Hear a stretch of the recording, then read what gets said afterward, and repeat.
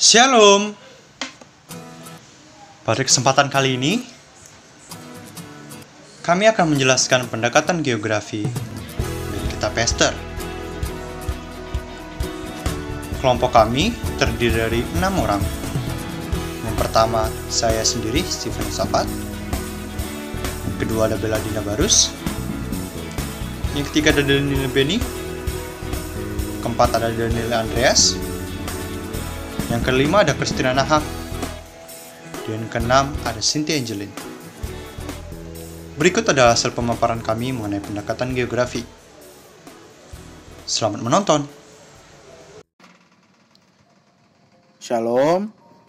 Perkenalkan, nama saya Daniel Andreas Mawei. Ya, saya akan menjelaskan sedikit tentang kerajaan Persia, wilayah kerajaan Persia, dan sedikit menjelaskan bagaimana kerajaan Persia ini bisa mempunyai wilayah kekuasaan yang sebesar itu. Oke, kekaisaran Persia ini diperintah oleh raja yang bergabung dengan suku-suku yang berbeda, membentuk sebuah kesatuan kekaisaran yang administrasinya berpusat di sekitar kota Pasar Gadae. Kerajaan ini didirikan oleh Cyrus atau yang kita kenal dengan Raja Kores atau Koresi di Alkitab.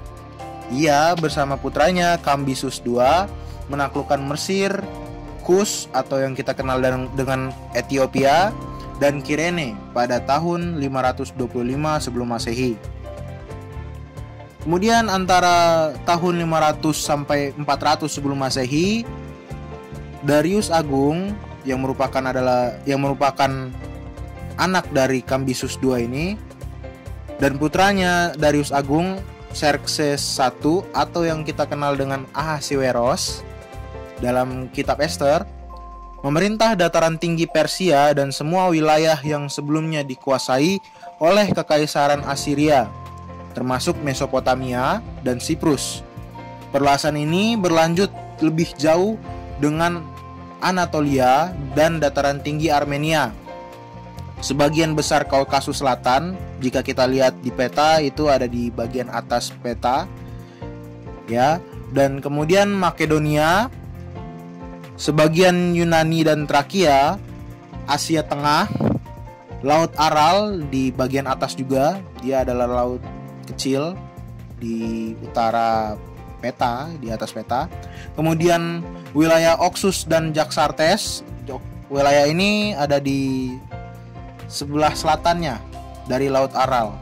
Kemudian lembah Indus Barat, ini masih berdekatan dengan wilayah Oxus dan Jaxartes ini, dan sebagian Arab Utara dan Libya Utara, yang Libya Utara ini merupakan satu wilayah dengan Mesir.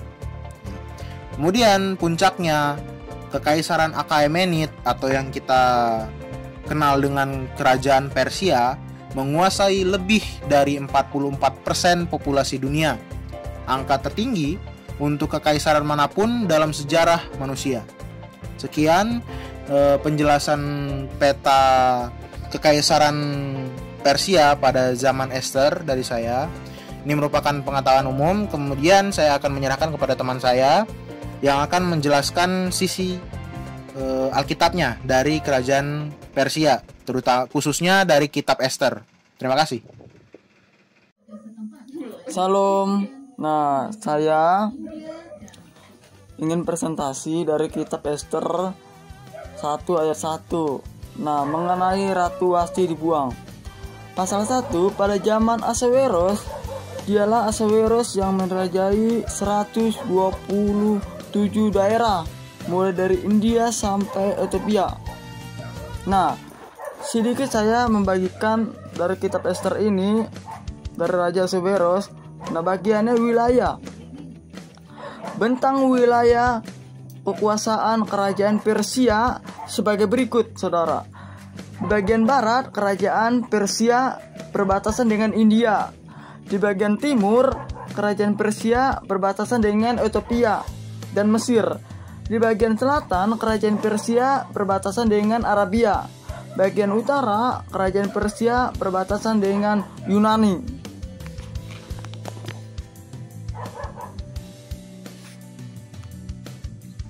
Shalom. Pada tahap selanjutnya saya akan menjelaskan pendekatan geografi dari kitab Ester. Berdasarkan yang saya temukan dan kelompok saya temukan bahwa bangsa Persia atau kerajaan Ahasuerus ini menjadi kerajaan yang terbesar pada zaman itu. Mengapa? Karena berhasilnya bangsa ini menguasai bangsa Babel. Ketika pada saat itu bangsa Babel sendiri memiliki kekuasaan dan wilayah yang cukup besar pada saat itu. Ketika bangsa Persia ini berhasil menaklukkan bangsa Babel, maka otomatis wilayah kekuasaan yang sebelumnya dimiliki oleh bangsa Babel atau bahkan kekuasaan yang dimiliki bangsa Babel pada saat itu dimiliki oleh bangsa Persia. Nah, maka dengan itu bangsa Persia sendiri menjadi suatu bangsa yang mempunyai wilayah yang cukup luas dan bahkan kekuasaan dan harta yang cukup besar pada saat itu. Lalu yang kedua, wilayah kekuasaan yang sampai mencakup 3 benua. Pada saat itu salah satu alasan termasuk bangsa ini menjadi suatu bangsa yang terbesar pada saat itu, karena wilayah kekuasaannya sendiri cukup besar sampai dapat menaklukkan hampir 3 benua. Lalu yang ketiga, jika kita lihat dalam Alkitab, maka bangsa atau kerajaan Ahasuerus ini sendiri dapat mengadakan perjamuan dengan cukup seringnya. Jika kita lihat dari setiap pasal yang bahkan dalam setiap ceritanya, Raja Ahasuerus ini sering sekali mengadakan perjamuan yang diadakan untuk rakyatnya atau bahkan untuk suatu acara dalam kerajaan itu. Pada saat itu Raja Ahasuerus sendiri dapat mengadakan perjamuan yang cukup besar dengan mengundang rakyatnya dan mengundang pemerintah-pemerintah pada saat itu.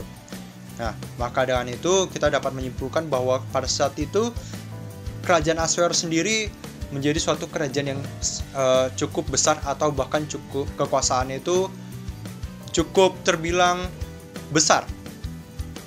Ketika dia dapat mengadakan perjamuan dengan cukup seringnya, pada saat itu bangsa Persia atau kerajaan Ahasuerus ini tergolong dalam suatu kerajaan yang terbesar. Selanjutnya, ketika kerajaan Ahasuerus ini mempunyai suatu wilayah yang cukup besar, hampir mencakup 3 benua, maka secara tidak langsung di dalam kerajaan ini atau di dalam bangsa ini sendiri terdapat suatu budaya-budaya lain atau bahkan dari orang-orang dari bangsa-bangsa lain yang menetap pada bangsa Persia atau pada kerajaan Ahasuerus sendiri. Kita dapat lihat di dalam Alkitab ketika bangsa Yehuda dapat menetap di kerajaan Ahasuerus sendiri.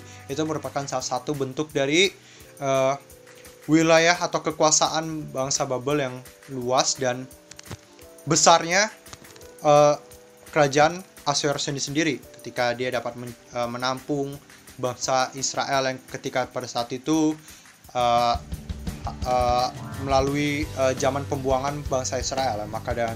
Maka ketika saat itu bangsa Israel dapat menetap di kerajaan Ahasuerus, maka kerajaan Ahasuerus sendiri ini dapat mencakup bangsa-bangsa lain yang ketika pada saat itu ingin menetap di tempat di wilayah kekuasaannya Ahasuerus sendiri.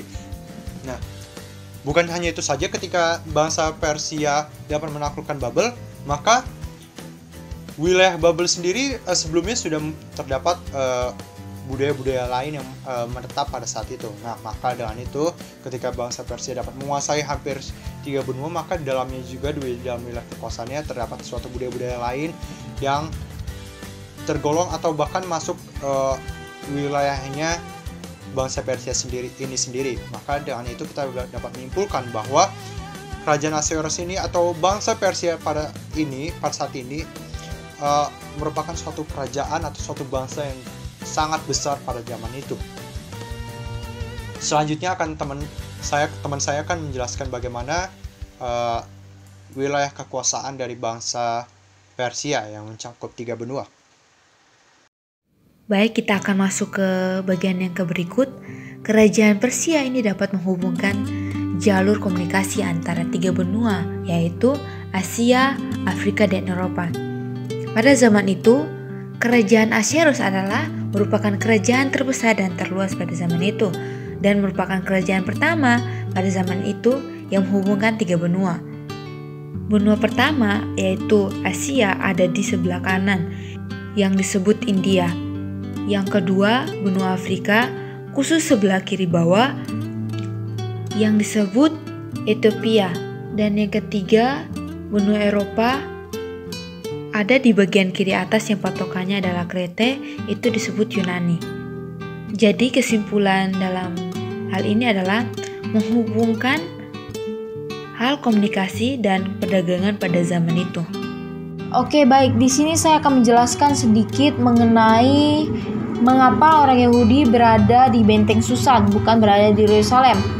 Baik, yang pertama sebelum kita masuk ke dalam pembahasan, mari kita lihat dulu di dalam petanya tersebut. Kita lihat di benteng di tengah-tengah itu terdapat Benteng Susan. Kemudian di bawahnya itu ada Persia, kemudian di samping kirinya itu ada Babilonia, kemudian di samping kirinya lagi ada yang namanya Yerusalem. Kemudian mengapa orang Yahudi ini berada di Babilonia? Ketika kita membuka ayat Alkitab, di ayat Alkitab, beberapa ayat Alkitab terdapat pembahasan mengenai pembuangan orang Israel ke Babilonia. Setelah itu, ini merupakan tahap awal bagaimana orang Israel itu bisa sampai ke Benteng Susan ini. Ya, ketika orang Yahudi berada di Benteng Susan ini, mereka mengalami penyerangan dari Persia ini, sehingga mereka mengalami pembuangan yang kedua kalinya ke Benteng Susan ini tersebut, sehingga orang Yahudi ini terdapat di Benteng Susan dan juga termasuk dengan Ratu Ester dan juga Mordekai. Itu merupakan jalan cerita bagaimana orang Yahudi ini bisa berada di Benteng Susan ini. Baik, terima kasih. Baik, saya akan membahas tentang sebagian besar orang di wilayah kekaisaran yang bekerja sebagai petani dan pengrajin. Nah, sebagian besar orang Persia biasanya menjadi petani atau pengrajin daripada harus menghancurkan ekonomi lokal untuk keuntungan egoisnya sendiri. Nah, Persia ini bekerja untuk meningkatkan perdagangan atau memperluas di seluruh kerajaan mereka.